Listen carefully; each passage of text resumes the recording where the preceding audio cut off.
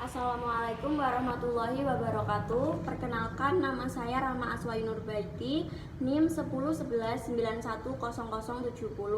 Di sini saya akan menjawab pertanyaan untuk memenuhi tugas UTS dari matkul manajemen pemasaran. Nah, dari jawaban yang akan saya jawab kali ini, saya akan mengambil teori dari buku dari manajemen pemasaran oleh Philip Kotler dan Kevin Land. Nah, langsung saja yang pertama. Soal yang pertama nomor 1 yaitu Antam merupakan perusahaan yang produknya dibutuhkan oleh semua masyarakat. Menurut Anda, apakah Antam perlu melakukan yang pertama pemasaran, yang kedua penjualan?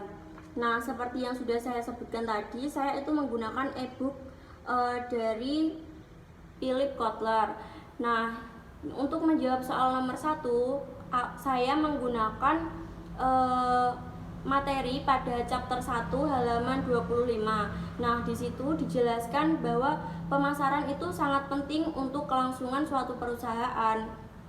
Jadi, bila dikaitkan dengan soal nomor 1, menurut pendapat saya, Antam ini harus tetap melakukan pemasaran. Kenapa? Karena walaupun produknya itu sudah jelas dibutuhkan oleh semua masyarakat, namun apabila Antam ini berhenti melakukan pemasaran, nanti produknya itu lama-kelamaan bisa dilupakan oleh konsumen. Jadi menurut saya harus tetap melakukan pemasaran secara terus-menerus agar produk tersebut tetap bisa bertahan di pasaran. Yang kedua, penjualan.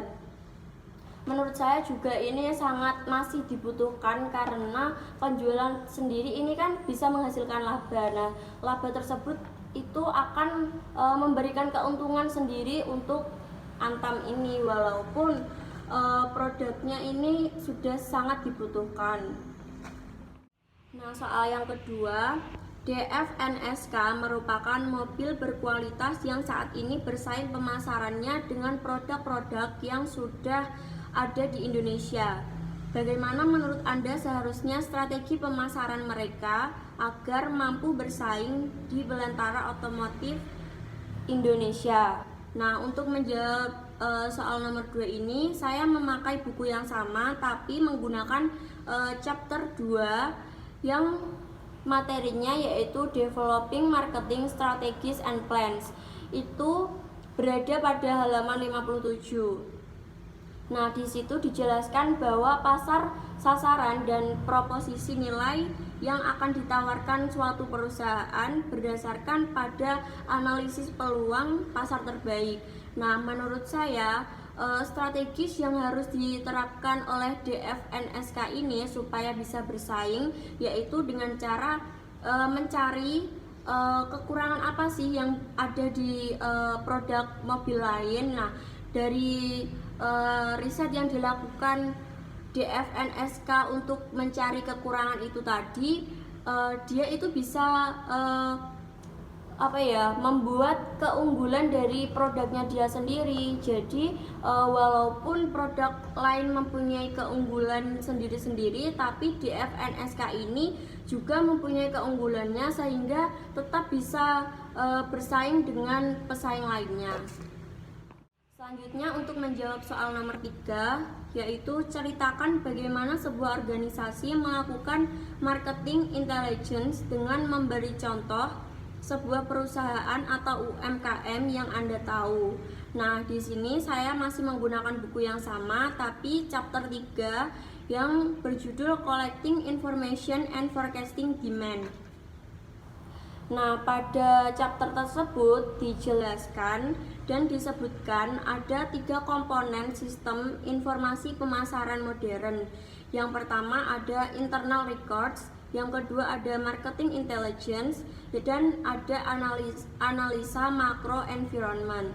Nah, pada soal nomor 3 tadi ditanyakan bagaimana marketing intelligence suatu UMKM. Nah, marketing intelligence sendiri adalah seperangkat prosedur dan sumber yang digunakan manajer untuk memperoleh informasi sehari-hari tentang perkembangan di lingkungan pemasaran.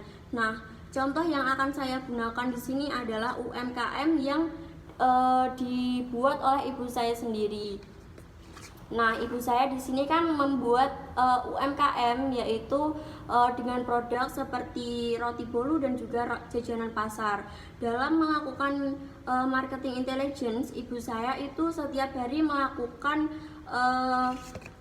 riset pasar, yaitu dengan cara. Nah, ibu saya dalam melakukan marketing intelligence sendiri, ini prosedurnya yaitu dengan cara yang pertama riset langsung ke pasar, yaitu terjun langsung ke pasar seperti mencari tahu produk apa yang belum ada di pasar tersebut. Terus yang kedua itu dengan cara mencari info di sosial media seperti apa yang sedang digemari pada kalangan orang-orang, seperti misalnya ada yang sedang mencari hantaran untuk lamaran atau sebagainya, seperti itu.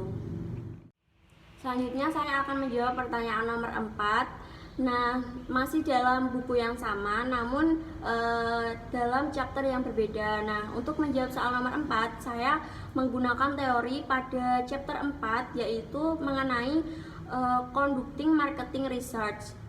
Nah, pertanyaannya, pentingkah riset pemasaran? Berilah contoh riset pemasaran pada suatu UMKM. Nah, di sini saya akan menggunakan contoh dari UMKM ibu saya lagi. Nah, menurut Philip Kotler, riset pemasaran adalah sebagai perancangan, pengumpulan, dan analisis dan juga pelaporan yang sistematis dari data atau temuan yang relevan dengan situasi pemasaran tertentu yang dihadapi oleh perusahaan. Nah, contohnya dari UMKM ibu saya yaitu tadi melakukan research di pasar secara langsung, yaitu mencari tahu produk apa atau makanan apa yang belum ada di pasar tersebut.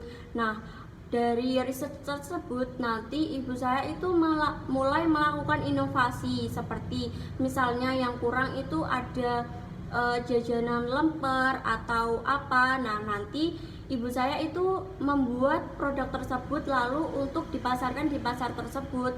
Nah, otomatis jika kita selalu melakukan research secara terus-menerus, itu akan bertambah baik dan membuat UMKM kita itu bertambah besar, karena produksi yang dilakukan oleh UMKM tersebut juga bertambah besar.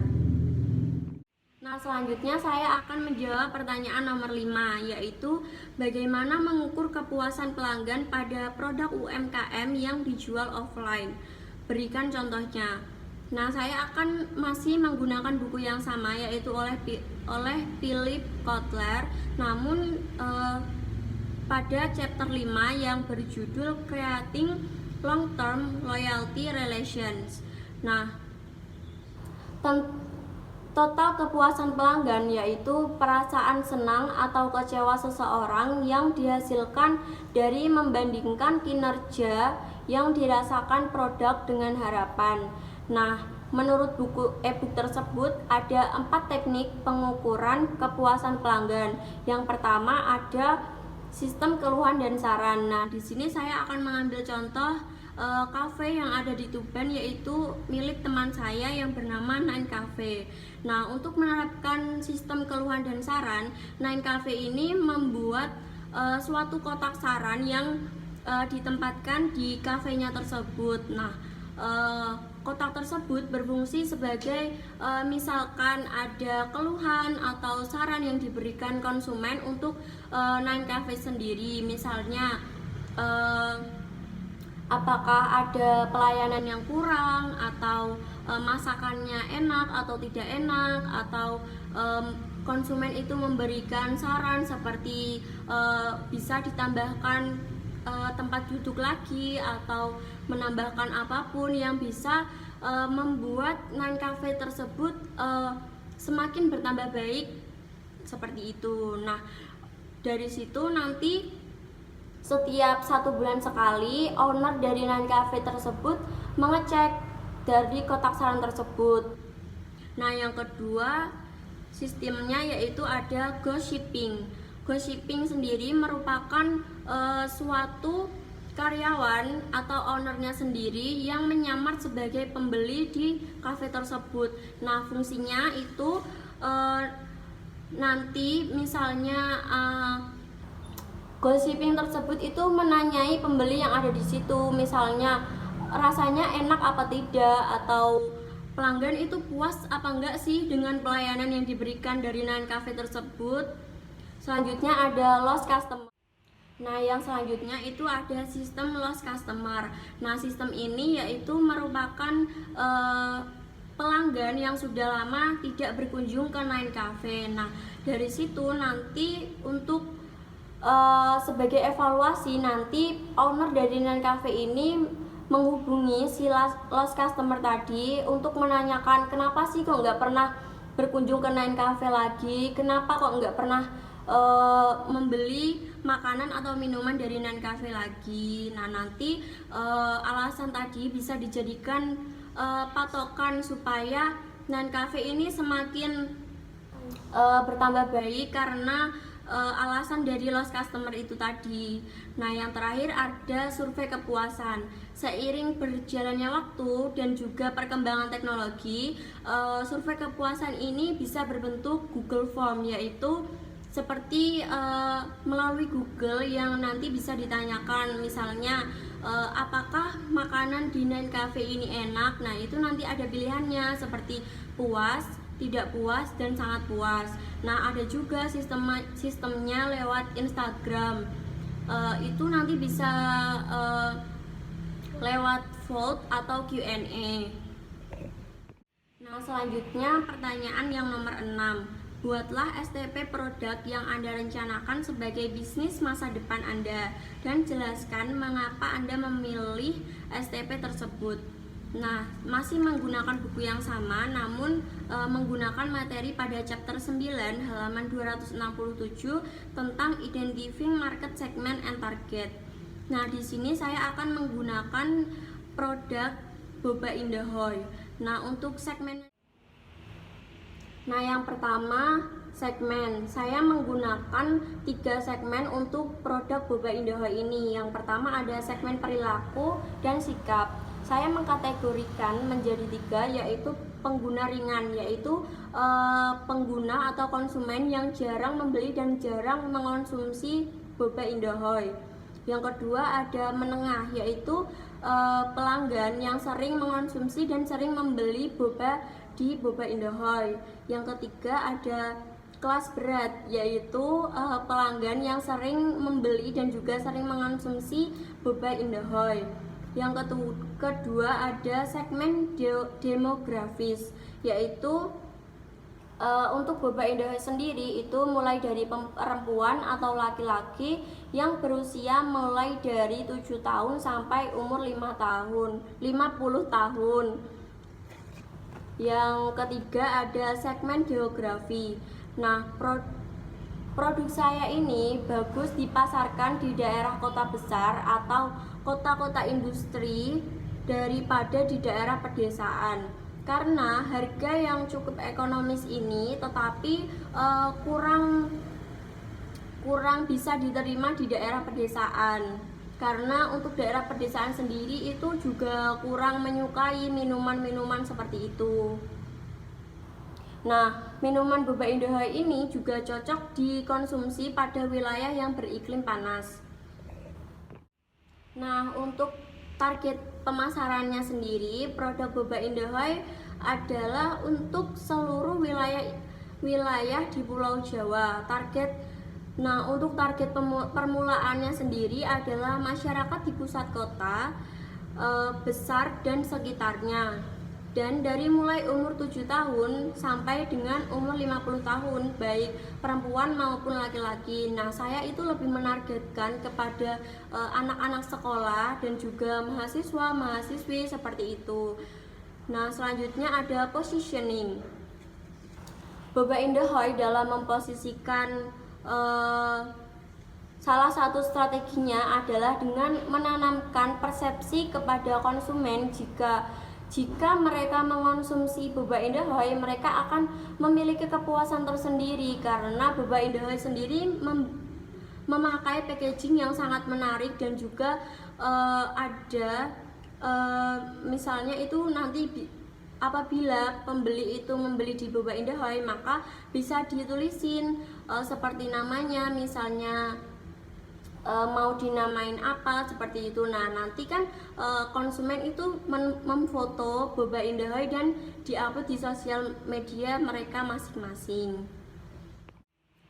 Nah, yang soal terakhir, bagaimana Anda membuat brand equity dari produk yang akan Anda jual di soal nomor 6.